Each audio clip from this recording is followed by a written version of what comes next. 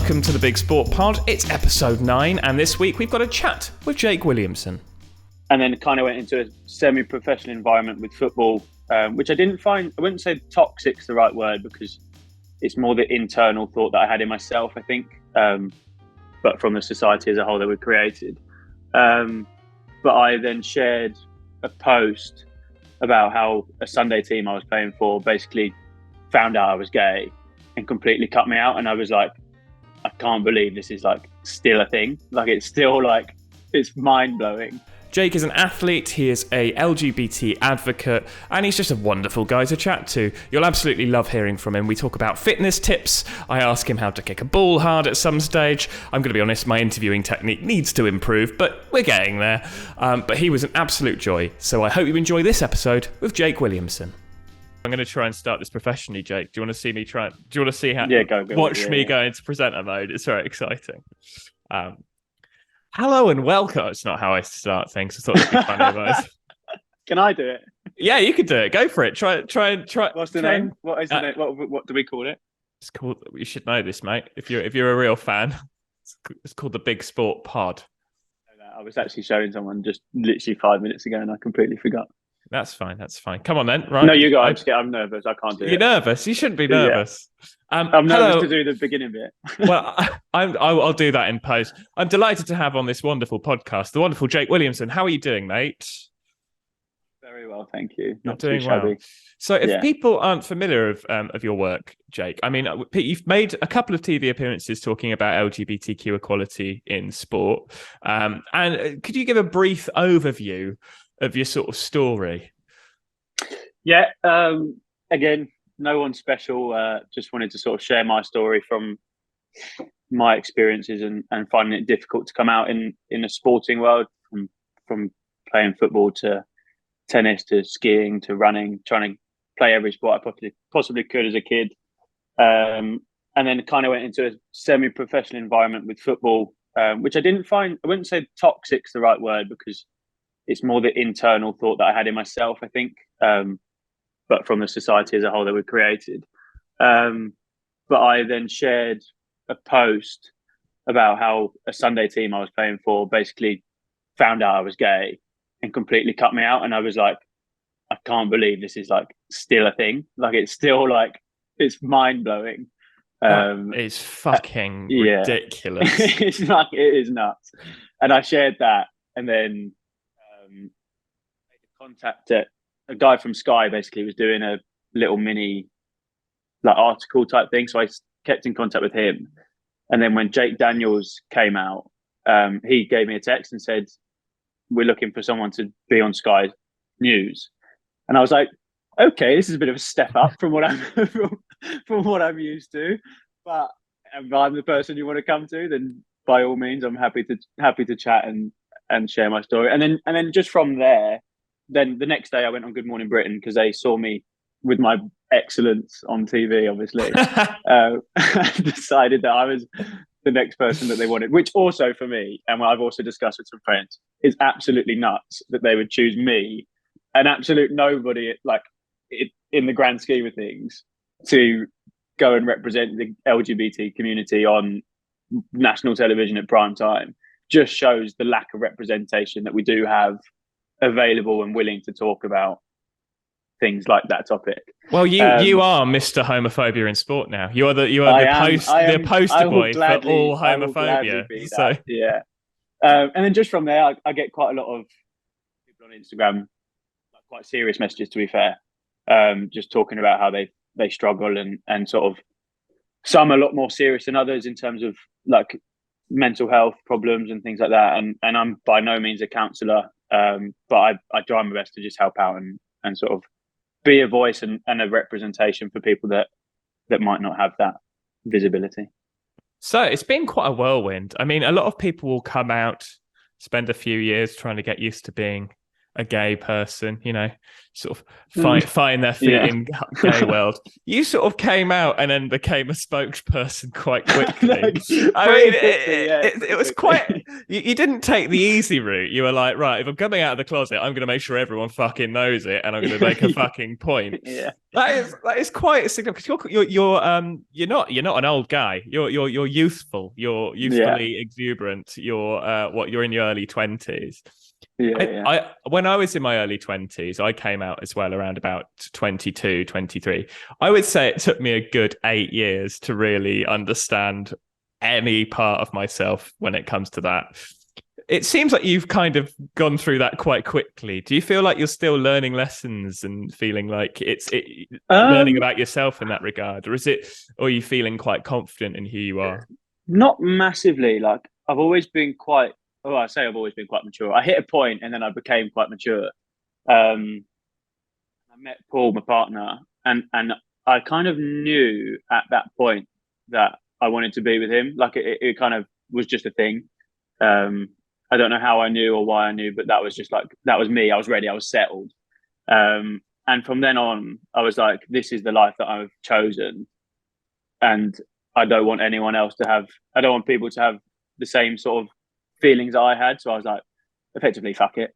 Like I literally was like, because like even just coming out to friends and family, it's difficult because you're then at the point, if you don't tell people or you don't announce it, you're like, who knows, who doesn't know, like then I was just like, why am I even like pussyfooting around it? So I was like, right, I'm gay, sod it, this is who I am.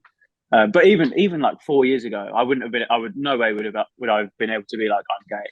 Like it is crazy how quickly that to me is so quick. It's so like, but I can only speak from my own experience in certain people that I've spoken to and how sort of long it can take just to sort of feel comfortable with it. I'm super impressed by that, by the way. It's a point of like, I'm just like, the headstrong nature of just being able to just fucking smash through.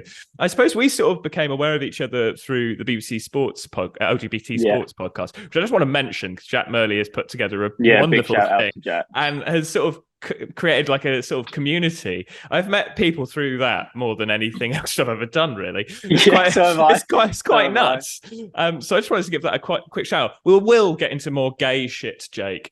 I promise. I know it's what we love chatting about. But because you're an athlete, you're someone who's well into his sport, I thought we have to use this opportunity to talk about the World Cup final. I want to talk to you about Chelsea. I want to talk to you about personal training and get all of that from you. Basically, I want to get all of that info from you, as well as the LGBT stuff, which I know you talk about a lot, but I think it's interesting to talk about other things as well on a podcast. And I think we've just had one of the best World Cup finals. Probably it was awesome. It genuinely was one of the best ones. I need to talk about it to someone, Jake. And you are that someone. That you're the first person I've seen since that World Cup final. I'm buzzing, mate. It was ridiculous. Yeah, I get some. You know that feeling you get when you just don't really sleep.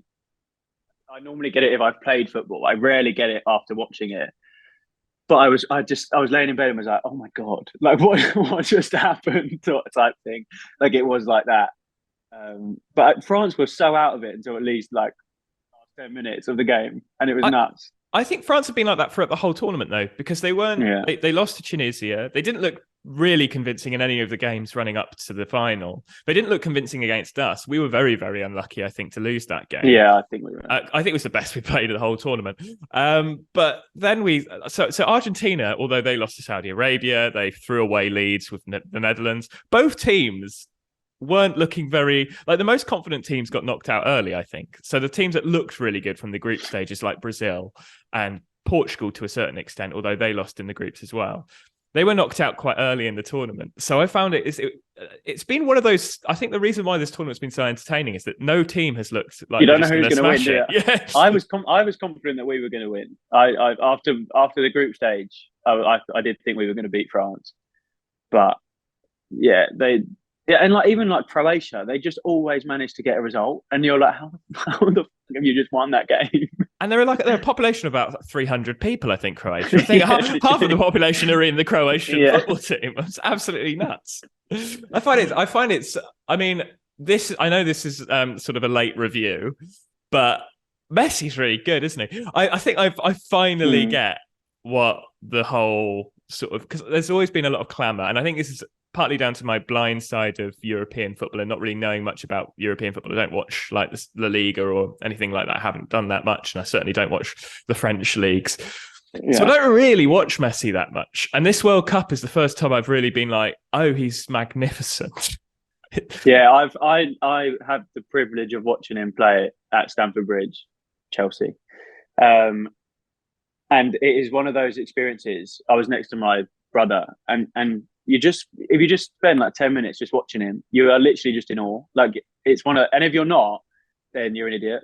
Like you're just a hater. Like just get on the bandwagon and just appreciate how flipping good he is, because it's one of those where we won't really get to see that ever again. I think you're right. I think the people who don't like Messi and think he's shit or think he's overrated are the same people who are like the people who will sort of go on Talk TV and GB News and be like, yeah, actually, like I've got a different view. And you know, those people who are like the different view people. I think those are the people who are like a bit Piers Morgan-y at the moment, actually. He's like all for Cristiano Ronaldo because they feels like they had an intimate moment together. It's very weird. He comes to him for his interviews, yeah. That's a strange relationship as well.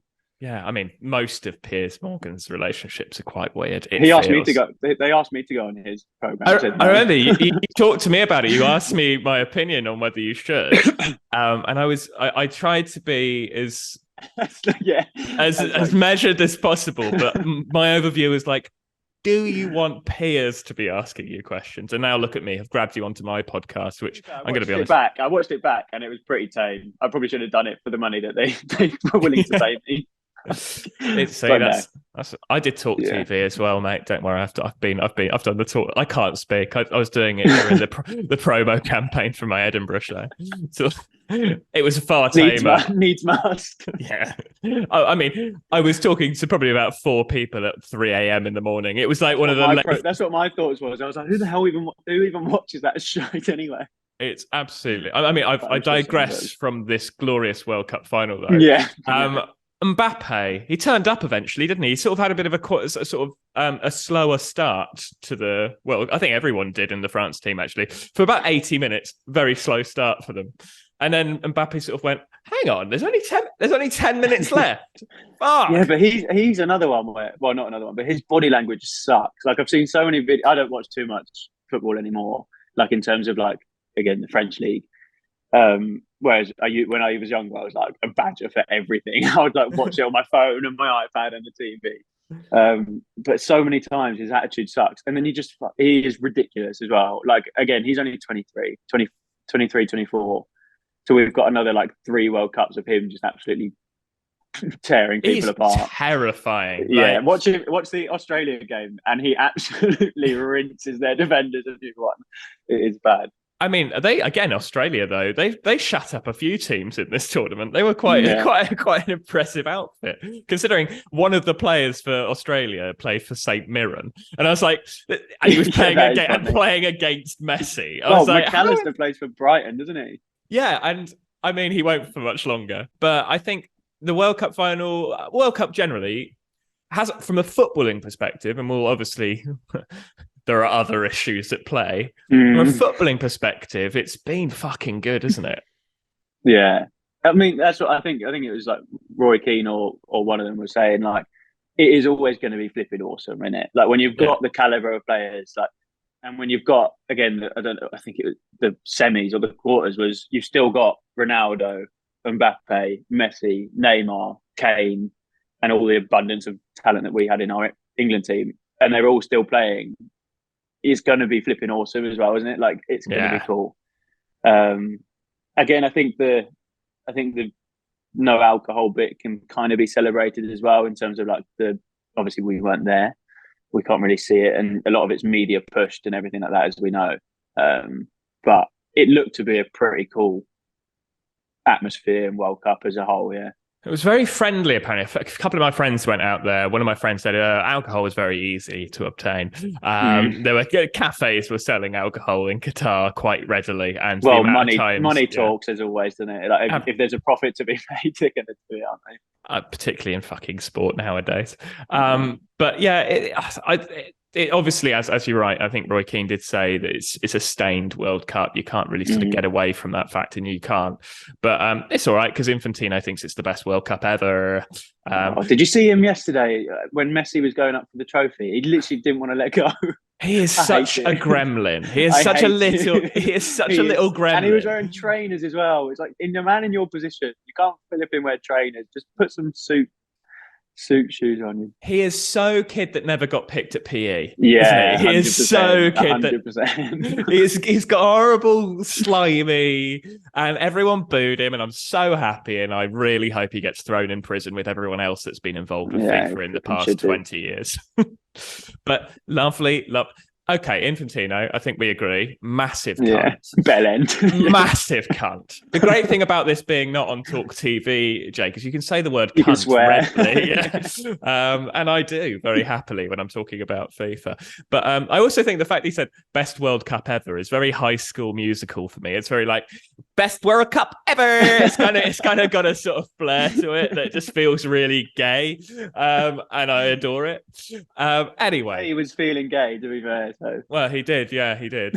I wonder, he felt a lot of things during this World Cup, and hopefully he feels the wrath of karma. Anyway, a nice light touch. The World Cup final, an unbelievable World Cup final. I mean, the Euros aren't that far away. Gareth seems to be taking charge of that. He's staying.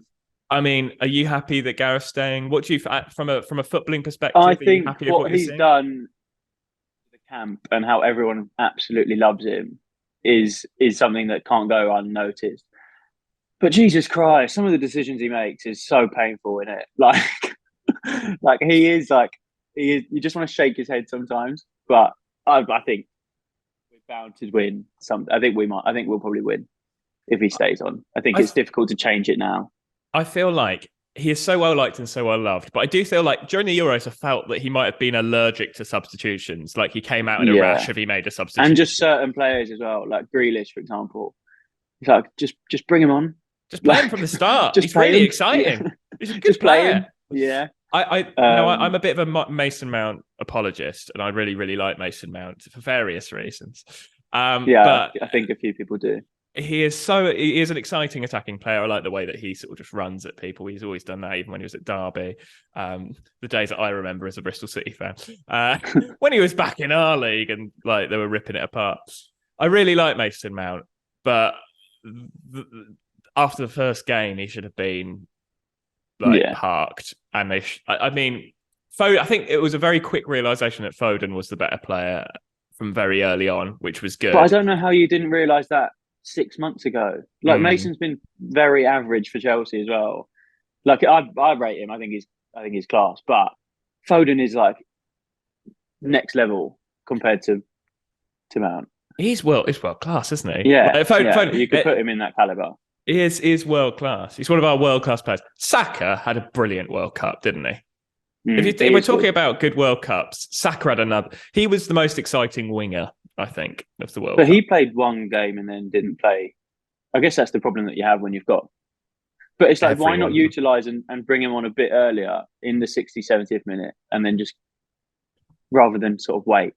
Every time Callum Wilson was brought on, by the way, he looked incredible. And I was like, why are we playing Harry Kane? I was like, why are we starting Callum Wilson, who is banging them in for Newcastle at the moment? And Newcastle are like, even though they haven't used any of their money really yet, are like a ridiculously good team because Eddie Howe is actually a good manager. If you started him, you'd get so much hate. It's almost not worth it just for the fact that do it for the banter. Yeah. If you're an England manager and you're not doing some things for the banter, you're not a real England manager. You're not a realist. I feel like bringing on Callum Wilson or starting Callum Wilson in a game against France would have been doing it for the banter. Although, to be fair, Harry Kane's best game, despite blazing it, despite thinking the goal was double the size. In the second penalty, I felt so sorry for him. I just I could never take a penalty. Just absolutely any other penalty, he'd slots away, don't he? Have you ever taken a penalty in a tough mate, you've seen my pens. You've seen my penalties. Never missed. Have you never missed a pen? I'm going to flip and miss the next one I take, aren't I? You need to be in a five-a-side team, mate. I mean, I reckon I've taken about 6 or 7. So the number ratio isn't there, but the tissue's getting a run for his money. I play five-a-side, Jake. I need to get your hints now because you're an ex-footballer. You're good at football. How do you hit the ball hard? So you don't get this in like Five Live, do you? But sometimes at five-a-side, like I play. How do you hit the ball hard? I know. I play five-a-side football, right? There's a couple that have a rocket of a right foot, and I'm like, I want a rocket of how? Like I'm good at tackling. I'm good at passing. That's my thing. Like I can tackle or pass. I'm sturdy. How do you hit the ball hard, Jake? What's the technique? What's the secret? You probably just get in the gym and just do some like. Oh, it's not all about the gym, mate. I know. Stop trying to sell me your personal training. What? Yeah, PT plan can be bought at £30 a month. Which is actually very reasonable. Anyway, we'll move on to that later. There must be a secret. There must be head over the ball. Head over the ball. Over the ball. I was going to say I can't bend that way. I mean, I am very body flexible, over, and then you can just put more force into it without worrying that you're going to do a Harry Kane. That's sort of like a primary football tip for this is top. See, don't get this, chappers, do you? Don't get this, chappers. I'm coming for you, Crossman. This is me just trying to get a Five Live presenting job. No deal. Can you imagine if a Five Live presenter went, how do you hit the ball? How do you kick the ball? It's a question I still want an answer to. I need techers. I need someone to just like fucking give me technique because I feel like the rest of my game's improving, but I cannot hit a cow's ass with a banjo. Mm. So we've talked about the World Cup final. We've talked about how to kick balls. It's like top level and analysis coming in. Chelsea with Potter. Are you excited? Yeah and no. I've genuinely kind of given up with football these days in terms of Chelsea. Like it's just like, and in general, I do find that like unless you go all the time, which I used to, I find it harder to follow and be like supportive. I do obviously watch the games, but I'm never like fully invested now for some reason. And I think it's because we just chop and change all the time. Like with Tuchel there was a bit of a buzz, and then you get rid of him, and then Potter comes in and does he's been shite. Well, not he's been shite, but we've been shite. It's going to take a while because, I mean, it took a while with Brighton when he was there. He didn't immediately like change them. It took time. And Chelsea, as we all know, brilliant at giving people time. Yeah. To be fair, I'll always back there. It's hard when you don't see the results, and it's like, why have you bought him in when we were doing just as shit without him? I mean, yeah. I feel like Potter's a long-term project, and Chelsea is a short-term club. And yeah, we just want to win. To be fair, you and Watford are some of the most short-termy clubs. I mean, not quite to what Watford's like. Watford's different. Watford's Premier League levels of like of manager sacking. I'm amazed they've still got results though. Watford have been crap for years.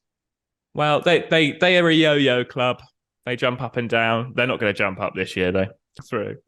So I'm going to maneuver us back from bitterness to sort of actually talking about growing up with sport, because I grew up playing badminton and squash. Those were my two sports, and I used to sort of play. And it shows with your footballing prowess these days. Yeah, I mean, it didn't teach me how to kick hard, but my God, I can smash. I knew that was coming. Am I that predictable? I thought my comedy was.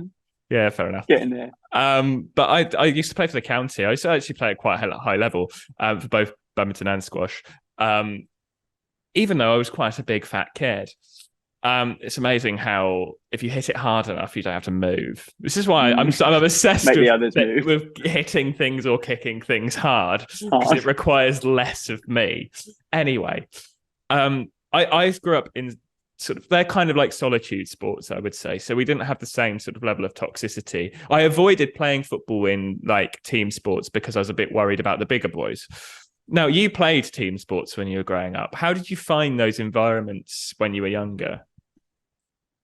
I think the biggest thing is well, I guess when you talk about toxicity and stuff, it kind of comes on later for sure. I think kids joke and stuff, and that sort of stems. And if people don't nip that when they're young, it becomes like an ongoing joke. Like how often I'm still guilty of it, where I'm like, oh, that's gay, or like it just comes, and like people say it all the time, don't they?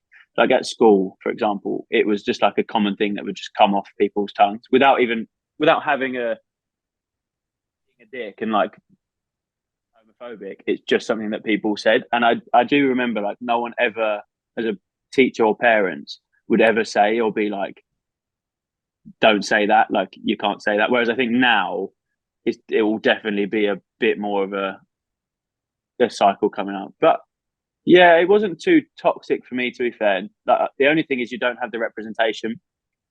Like that's the main thing I think for me, was that you don't see anyone in the shoes that you want to be in being openly gay. And I think that's what I found tough, rather than people being like, oh, that's so gay, or something like that sort of thing. Yeah, the kind of sticks and stones element. I think that's more of a society issue than a. Yeah, for sure. I think that's more societal than actually. It just has an undercurrent of gay is bad. That's sort of like the undercurrent of what that means. Yeah, we sort of replace the word bad with gay, which is really gay. But that is very gay. I had a bit of stand-up about this, which I'm going to butcher now. I sort of said that, we should replace the word gay with straight, and now say when things have gone wrong, like we should say it's really straight. That's really straight. It doesn't really work though, doesn't it? Yeah, but well, did gay work when we started? And now all of a sudden we're there. Yeah, it's just recollection. In 20 years' time, people are going to be calling shit things straight, and fuck up. I would have started that from a very small room in Edinburgh with a bit of material, but I very quickly abandoned through a lack of quality.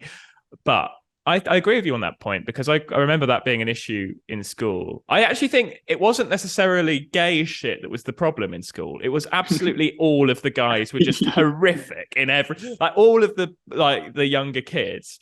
They're kind of just horrific people anyway when you're teenagers. Like all sort of, particularly boys, because I can speak only from an experience of boys. I don't know what it was like being a young teenage woman or teenage non-binary person. I really don't know what that was like. But as a young boy, you're a dick. Like you are just a dick. Like everyone is. No one is good. Everyone's a dick because you're all selfish, because everyone's grown up, because that's all you know at that time. You haven't really properly learned empathy by now, and all you want to do is make everyone else look shit. Like everyone in school is a sort of base level of twat, but when you put them in a changing room for a football game, it's almost like next level of twattishness. Like people are getting. To be fair, there are definitely levels of twattishness within the twat. I think everyone is a bit of a twat. There are some people who are just on another level, aren't there? It's sort of born out of humiliation. That's what I realised. It was all about who could be humiliated the most, who were the weakest in the sort of changing groups, whose clothes are you going to hide or put on the other side of the school. Badminton and squash. Yeah, who plays? Yeah, well, I was actually only ever useful for like sports day when it came to badminton and squash. I was like, oh, now the PE teachers want to know who I am, do they? Yeah, and I still lost. Because I realised there was actually a better person in my county on the other side of at a different school. So it just actually ended up me losing anyway. Sport. Anyway, I don't. Do we think that obviously it's a challenging environment? Did you ever find like that? Did you actually think there was a kind of a brotherhood vibe in changing rooms where it was actually all of you were in this together to win a game, or did you find it as challenging as I did? I don't think you did find it as challenging as I did. I feel like you might have been a perpetrator. To be fair, I probably was. No, I was quite a nice kid at school. I'd like to think so, anyway. No, base level really, twat, but you could be less. I was like medium twat. Like I had my moments. No, I don't really remember like the changing room. So it obviously didn't really have a massive effect or impact on me. Like I don't think it was ever like a thing like, oh my god, I've got to go to the changing room sort of thing. Um, but like I think the older you got, like the more I played like semi-pro football and like in a more pro environment, there was things like you have to shower and you have to do things like that, and it's like, and then you're like, oh my god, do I shower? Do I don't shower? What happens if they find out that you're gay? And then you're showering with them or things like that, and like even like just like internal like stimulation in your head. I think that for me is still the biggest thing. It's like I guarantee that even if they found out and was showering, they wouldn't give a shit. But in your own head, you're like, bollocks type thing. I wonder, because I definitely think, I rarely shower in a changing room. I'll go home as quickly as I can and shower at home. Like, I just be in my own little shame shower, where I can just live in the world of shame, because it sort of shames all over me, and I can be all clean but slightly ashamed. That was sort of like my approach from school to now. I've always been sort of wary of those locations, and if I'm honest, I'm projecting an anxiety onto the world, going, that's just normal. I don't think it is. And now, having heard you say I never really worried about going to changing rooms, I'm like, oh, some people just be happy and sort of normal with it. I don't think you're alone. I hope not. Well, maybe you are. Maybe you're just weird. I hope so. When it comes to showering, I want to be alone. I don't need any analysis from any of the guys around me.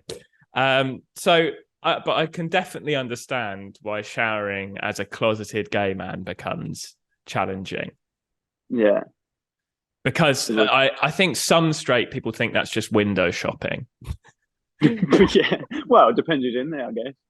Yeah, it's true, but it kind of is. But like at the same time, you're not going to action on it. You know, no one's going to go like, no one's going to go. Hey, Keith, you've got a corker on you. Fancy changing your sexuality? Want to wait around? Yeah, and then they go yes, and that's how you met your boyfriend. That's how I met Paul. Yeah, Paul's in sport as well, isn't he? He does like crickety stuff. Yeah, he works in cricket. Yeah. Oh, amazing. So you've got that sort of sport household now.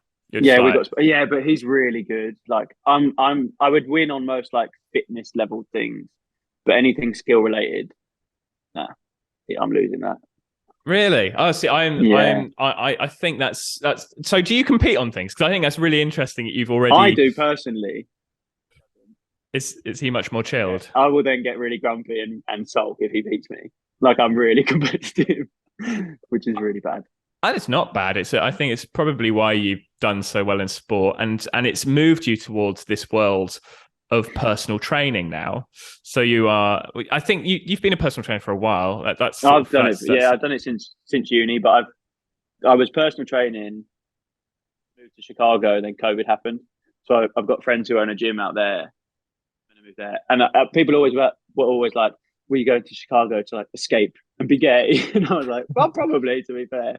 And then I met Paul literally when I basically found out like I couldn't go to Chicago, and then COVID happened, and then I got a job working in sales, which was terrible, but it paid pretty well. And now I'm back, baby. Oh, well, I'm glad for you, because I know it's been a sort of a zigzag approach to get there. Yeah. But I mean, I'm gonna basically give the world free personal training advice tips now.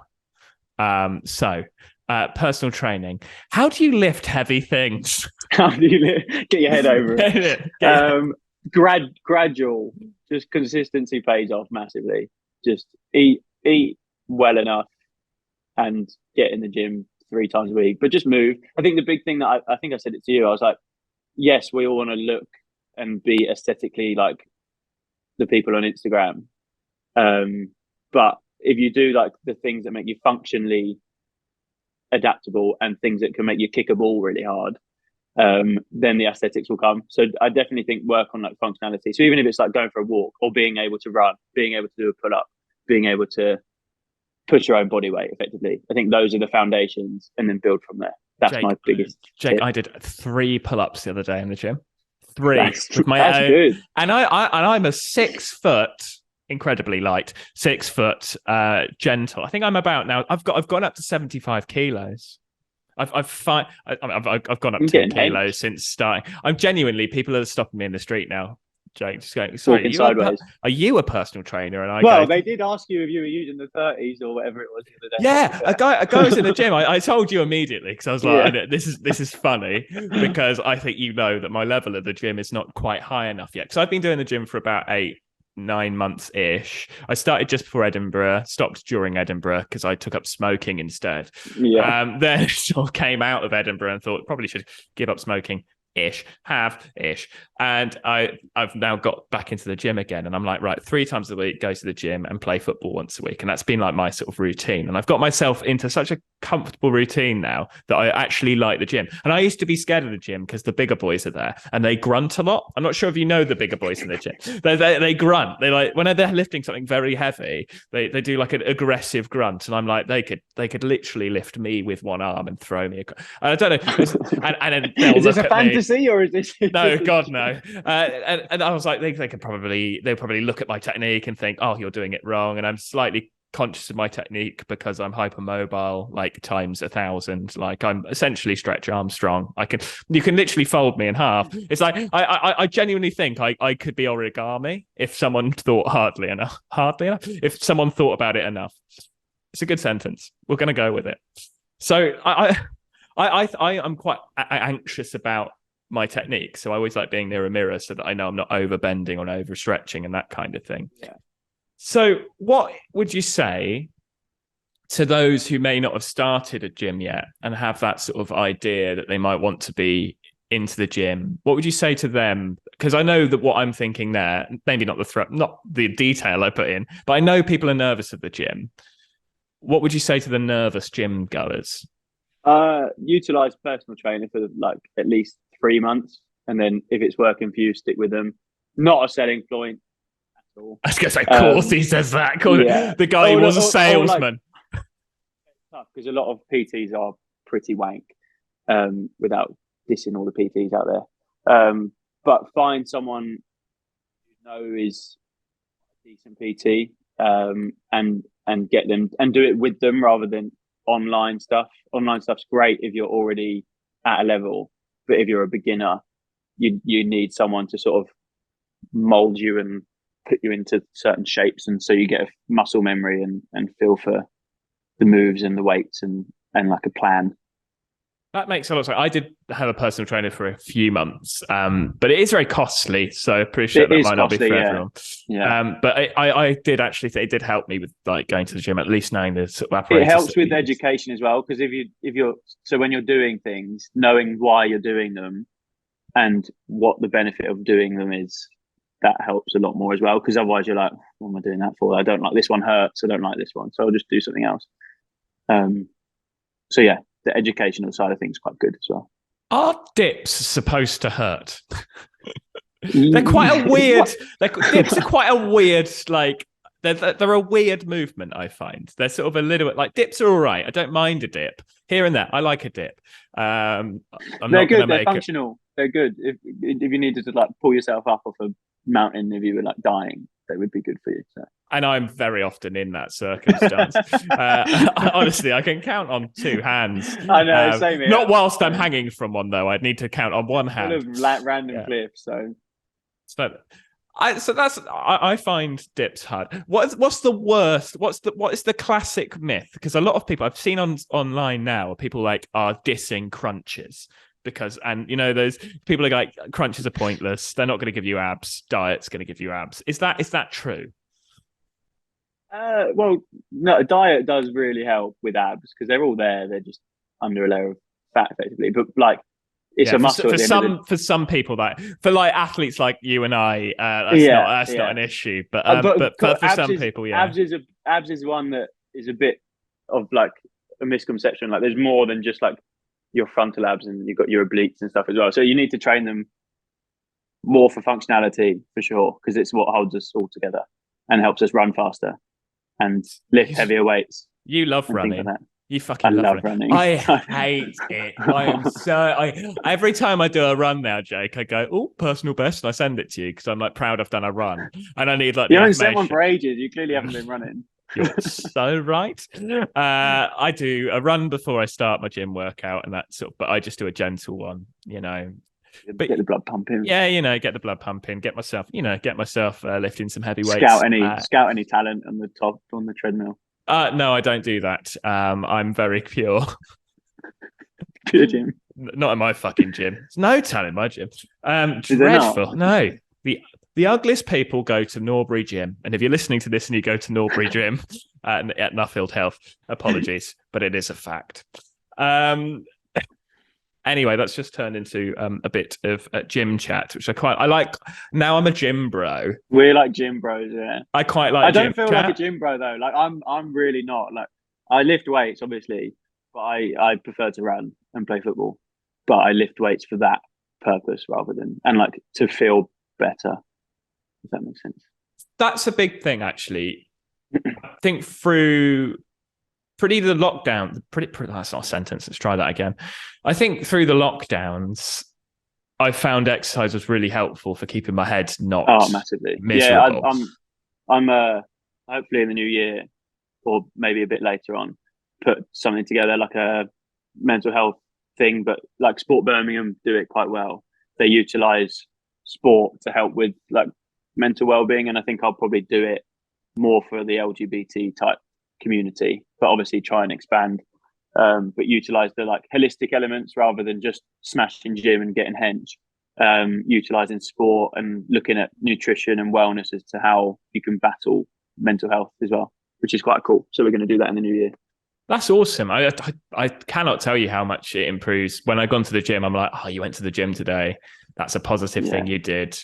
And over the sort of months of doing it, you do see results, but it doesn't really become about it. Well, for me, from a personal perspective, it's more about the fact I've done it, and I was scared of doing it. And one of my challenges this year was to get into the gym and get just getting healthy again. I mean, one of my challenges is to discover whether I have abs or not. Ab reveal coming in 2028, I reckon. I'll give you an ab workout for you. What's a good ab workout? There's loads. My personal favourites are pull-off press, which is where you basically get either a band or a cable. Bands work quite well, and you're pretty much. It's like an anti-flexion. This is great for podcast anti-rotation listeners. Movement. You gave me a little description, but it's visual. So holding out your hands directly in front of you and then stopping yourself from anti-rotation. Okay. See, this is what my personal trainer did a lot, which was say words I didn't get. Because it's very technical, isn't it? The gym. There's lots of words. And don't move. Don't move and just stay in one position, place, but with some tension. Pull them in, and then you just stay there. Cool, great. Okay, this is not good for podcasting. So I'm sorry, podcasting. More useful for me. I can see us both. So I did a visual representation for us. Yeah. If you do want to see that incredible visual representation, this will be on YouTube. I always end a sentence with a smile, Jake. That's what I do. Smile to camera. Back into the interview. That's sort of again also great for podcast listeners. Yeah, exactly. Oh no, this bit's not for the podcasters. Fuck the podcasters. Fuck you guys. Commit to the fucking YouTube or get off the pot. That's what this is for. Jake, this has been amazing. I've really enjoyed chatting to you. What is your personal training? If people are sort of experts and they want to go and get personal training from you, I mean, the proof is in the pudding. You post quite a few. You've posted quite a few. I've looked through your Instagram. There's quite a few sort of tutorials. I'm not that bad. I mean, there is a level of vanity that comes with personal trainers of those beautiful lit body shots. You get a bit of that as well if that's for you, listeners. But also, there's some actually good sort of stuff. I've scrolled a bit further down. You've actually done some sort of light tutorials. Was pretty heavy for personal training stuff. Yeah. So if you do want to get in touch, where do the people find you, Jake? Best place at the moment is probably my Instagram, so Jake Williamson PT. But as I said, I'm planning on doing sort of building a bit more of a website and doing like a holistic approach for not just people with mental health issues, but just like a a PT based, but also working with couple of charities and sort of make it a bit more affordable for people as well. Well, that sounds bloody great. I'll have to get in touch with you in the new year about PT because I'm pretty much at like advanced level now. Yeah, you're top tier now. So, you can have online training now. I can have online training now. I mean, there is a guy that sort of trained me for a bit, but I think he said I was too good. I was too good at the gym. Completed it. I completed the gym. Mate, this has been so much fun. We'll have to have you back on at some stage because I think just chatting about well-being and health and fitness is a really interesting topic, particularly on a sport podcast. And have a wonderful Christmas and New Year. Because you too. This should be out before Christmas, but I will be editing it. So no. Time can... It has Happy New Year, everyone. Happy New Year. It's lovely. This is coming to you in August 2023. No, this should be out before Christmas. So have a lovely Christmas, Jake, and goodbye. Love you. What are you going to say? What I say at the end of the podcast is I love you, bye. I love you, bye. But I'm gonna I love you. That's quite intense. But love you, bye. I'll allow it. I'm not going to hang up the Zoom call now, by the way. There will be, it's just to end the recording. So thank you so much for coming on, Jake. I love you, bye. I love you too, bye. So that was the wonderful Jake Williamson. We'll have him back. He's a wonderful guest. If you've enjoyed these podcasts, please feel free to donate on the Ko-fi link. There is a link in the description of this podcast. And as I said before, my stand-up special is now out on YouTube. Please give it a like, please give it a subscribe, and please watch it. I'm really proud of it. It's taken a lot of effort, so please give that a little watch. But until next time, I love you. I love you. Goodbye. No, we'll do a better sign-off than that. Until next time, I love you lots. Goodbye.